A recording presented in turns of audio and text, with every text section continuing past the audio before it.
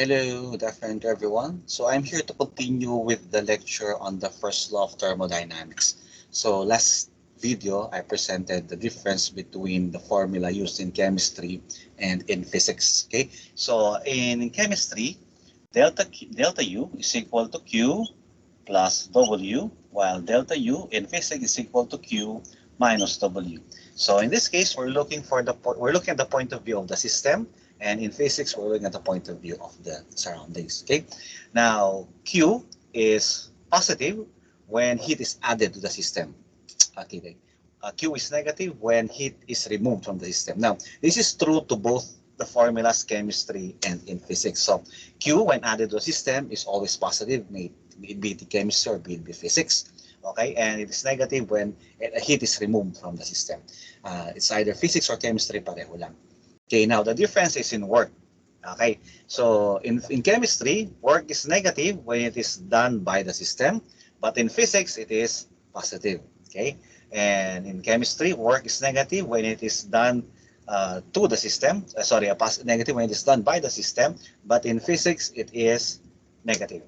Okay, so now will be, I think I explained this before, okay, last video in chemistry, but now we're going to try to solve problems in physics. So we're going to use delta U is equal to Q minus W. Okay, so I repeat, the rule is Q is positive when heat is added to the system. So chemistry man yan or physics, that's the rule. And Q is negative when heat is removed from the system. Okay, now we're in physics, so work is positive if the work is done by the system.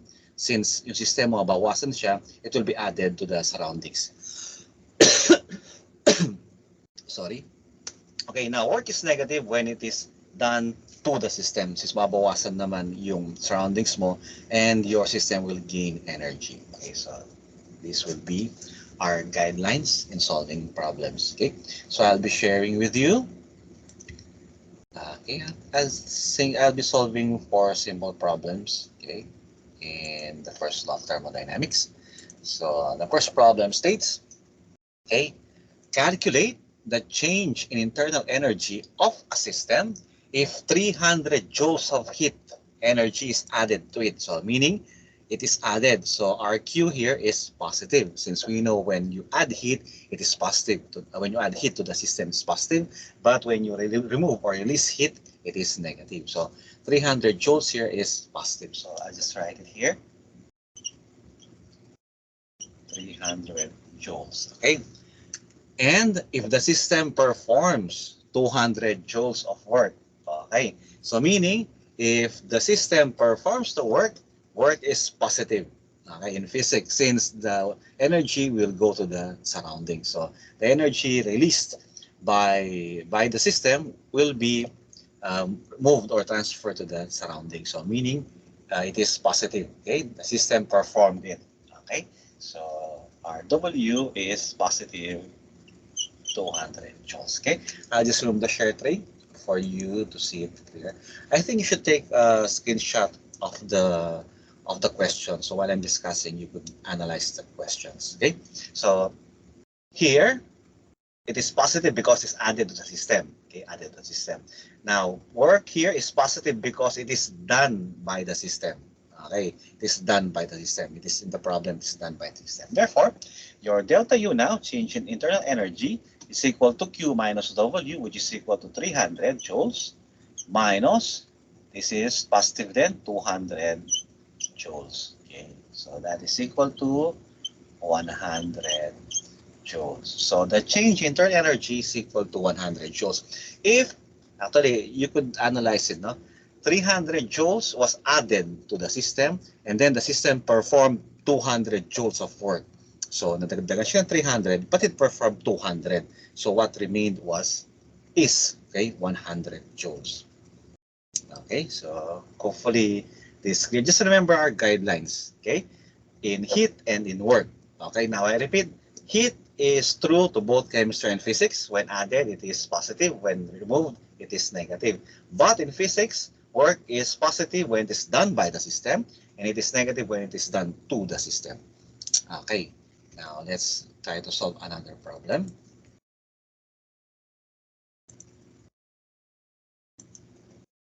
Okay, the second problem states, determine the change in the internal energy if 700 joules of heat energy were removed.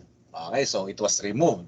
And if 400 joules of work was done on the system. Okay, so I'll just be removing this given. Then I'll write what is given the problem. So I'll read again. It says that you have to determine the internal energy of a system if 700 joules of heat energy were removed. So if this is removed from the system, it is negative. So that is negative 700 joules. And if 400 joules of work was done on the system, okay, so meaning it's done on the system, the surroundings loses, okay, energy. So that is negative 400 joules. Okay, so this is negative 400 joules. Okay, so I repeat. So negative 700, since it was removed from the system, that is your Q, and then it is 400, negative 400 joules since the work was done to the system or on the system. So it is negative. Therefore, what's the change? Your change in internal energy is equal to Q minus W, so that is negative 700 joules minus negative 400 joules. So that is equal to, this becomes positive, okay, positive 400. So we have negative 300 joules. So the change in internal energy is equal to negative 300 joules. Okay, so hopefully it's clear. I would repeat it for to be sure. Okay, it is negative 700 since it is removed from the system. Okay, your heat was removed. And it is negative 400 joules since it was done to the system. Okay, so meaning your surroundings was energy from the surroundings was deducted and was transferred to the system. So your change in internal energy is equal to negative 300 joules. Okay, so hopefully those two problems are clear. Now let's solve a problem where we could input a few conversions. Okay, so let's try problem number 3. I'll share it again here. I would suggest you take a screenshot of the problem so you could read it while I'm solving the problem. Okay? Okay, there. For a while. Can't seem. There it is. Okay. So number 3. 1,500 joules of heat energy was added to a gas. Okay, so your system is gas. Okay, so I would write that first. So heat is added, so it is positive. So your Q now is equal to positive 1,500 joules. Okay. The gas expands at a constant pressure of 45 pascals, okay, from 0.02 square meters, cubic meter to 0.05, cubic meters, okay? So how much work was performed by the gas or on the gas? So we're going to see if the work was performed by the gas or on the gas, okay? And then finally calculate the change of the internal energy of the system. Okay, so first let us look at the given. So 1,500 joules of heat energy was added, so it is positive. Okay, then gas expands at a constant pressure of 45 Pascal from 0.02 cubic meters to 0.05 cubic meters. Okay, so I'll just write the given. So your pressure is equal to 45 Pascal, and your change in volume is equal to, this is from 0.02 cubic meters to 0.05 cubic meters. Okay, so I'll just remove the share tray.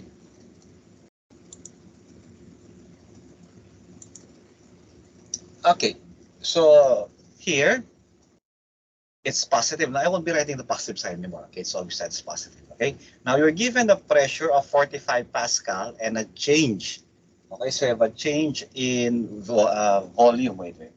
Maybe I'll just write it as work. Okay, so your work actually is equal to pressure multiplied by the change in volume.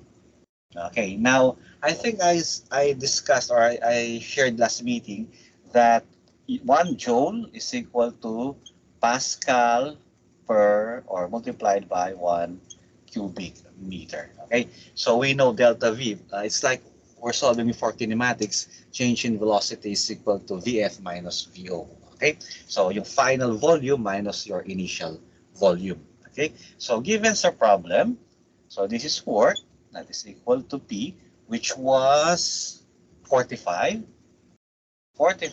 Pascal, and then multiplied by the change in volume. So change in volume is 0.05 cubic meters from 0.02 cubic meters. Okay, so let's try to solve this. This is equal to 0.05 minus 0.02 multiplied by 45. So 1.35. So your work here is equal to 1.35 Pascal meter cube. Okay, so this is equal to, I think I discussed it last, showed you last meeting. So this is equal to joules, Pascal per meter cube. Okay, Pascal meter cube is equal to joules. So meaning, now it is positive. Okay, the sign is positive. So meaning, if it is positive, then it is done by the system. Okay, I'll show the problem again. It was asking if it was done by the system or it was done on the system. Okay, so if it is positive, it is done by the system. Okay, now delta U now is equal to your Q, which is equal to 1,500 joules minus 1.35 joules. So 1.35, 155 minus 1.35. It is 400 or 1,498.65. So your, hopefully you could still see here. I don't think you can see it here. So your change in internal energy now is equal to 1,498.65 joules. Okay, so wait, I'll repeat the problem. I'll share the problem again for it to be clear.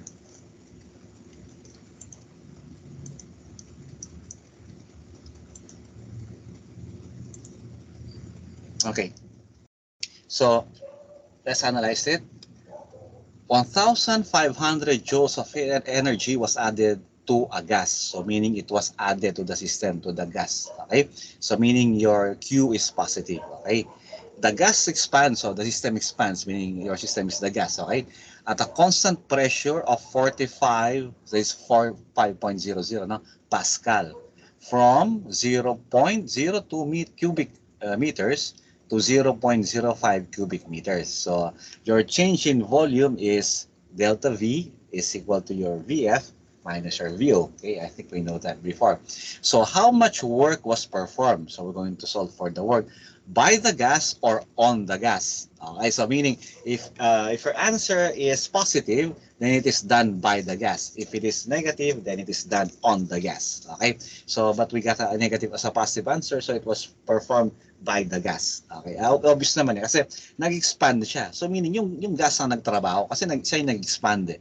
Okay, so yung gas ang nagtrabaho doon. Okay, or on the gas. And calculate the change in internal energy. Okay, so again, bitin natin. It is positive. Okay, 150 kasi it was added. Okay, now your work is pressure multiplied by your change in volume.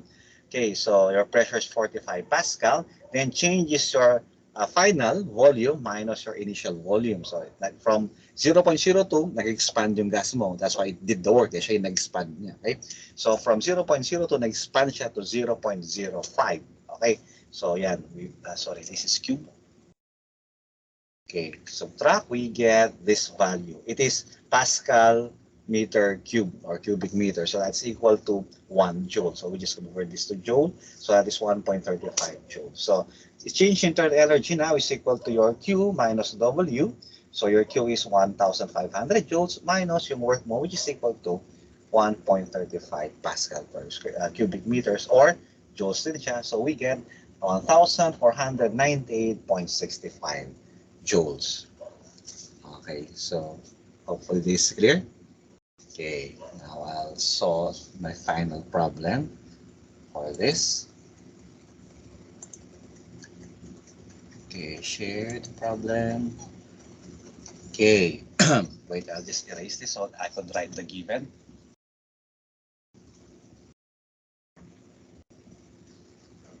So number 4, so I'll just write delta U minus W. Okay, so number 4. 2,500 joules of heat energy was removed from a gas. So if it is removed, it is negative. I'll just write it on the board. Q is equal to negative 2,500 joules. So it is removed. Okay. The gas was compressed at a constant pressure of 3.0 atmospheric pressure. So ATM is atmospheric pressure. From 25 liters to 15 liters. So the gas daw was compressed. So if you could analyze, pag kinumpress ng isang, let's say balloon siya, kinumpress siya, meaning yung force galing sa labas. Yung kasing kanina yung number 3, it expanded. So meaning yung system mismo lumaki. Kung nari balloon yan, siya mismo lumaki. So the work is done by the system. Now in this case, sabi niya, kinumpress daw siya, meaning hindi na pwedeng mag-compress na basta yon. So meaning, na-compress siya due to an external force. So meaning, the work was done on the system. Okay, pero check natin mamaya ang sagot, no? Pero malalaman natin is on the system. Analyze pa lang yung problem, malalaman mo na siya. Okay, so from 25 liters daw to 15 liters. Okay, so again, how much work was performed by the gas or on the gas? Okay, sasagtin natin yan. No? Pero pag lumabas na sagot man on the gas, so that is negative, ang nalabas na answer. Pag positive, it is done by the gas. Pero in this case, parang alam mo na yung sagot kagad eh. Kasi na-compress siya eh. So mean, hindi na basta mo-compress ng system na yan unless there's an external force. Okay, so let's try to solve it. Wait, I'll just remove the share tray.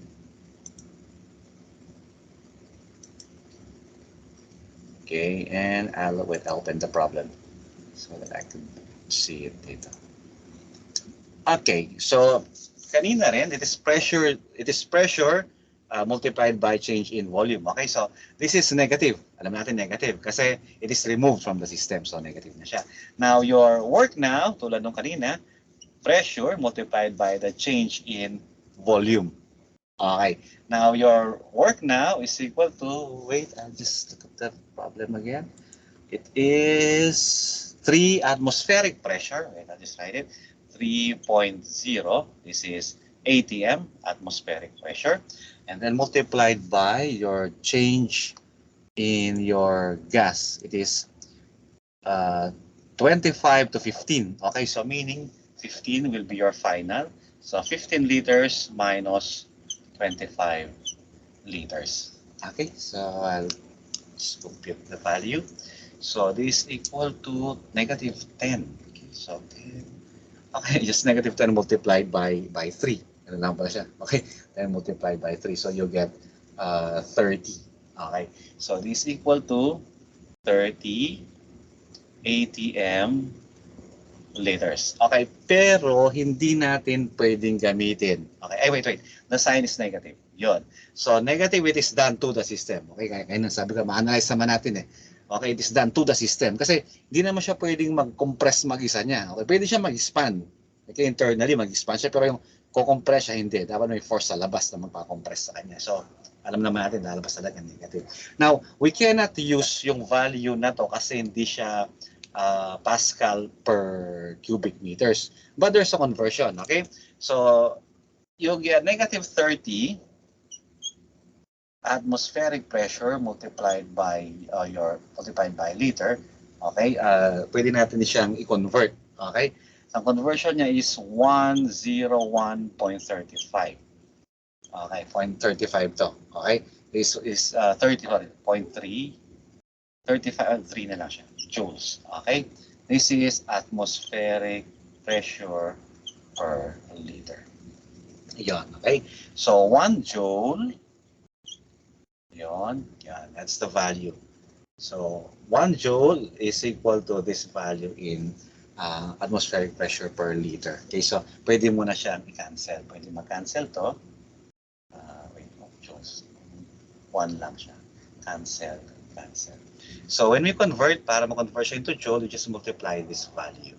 Okay? So ang answer niya is, wait, where's the problem? Okay, tama yung given. So it is 30 multiplied by 101.3 equals, okay, so that is negative 30. Now this negative 30. Equal your work now is equal to negative 3,039 joules. Okay, so I'll just write it here. Hopefully you could see it. Hindi nakita doon eh. So delta U now is equal to, your Q is equal to negative 2,500 joules minus, okay, negative 3039.